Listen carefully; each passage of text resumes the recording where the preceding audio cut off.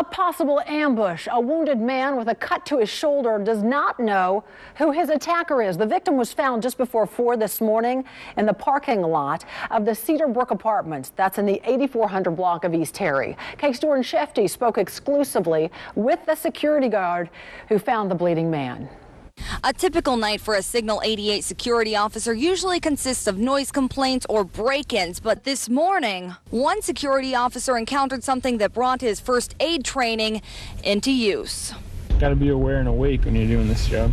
Grant Ingram has worked the overnight shift for Signal 88 security for about 6 months now. This morning, on his patrol of apartment complexes, he encountered a first. I noticed a gentleman staggering around in the parking lot, so I got out and asked him if he needed assistance, and I could tell that he'd been bleeding pretty heavily from the shoulder. The man said he had been cut by someone. Grant, using his first aid training, took action, applying pressure to the wound and calling police immediately.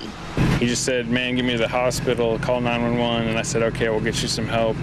I tried to get some info from him on what happened, but he was in a lot of pain and didn't really want to talk about it. Police are investigating the situation, saying the 25-year-old victim provided little information about the incident or a possible suspect. He basically says that an unknown person came up to him and cut him.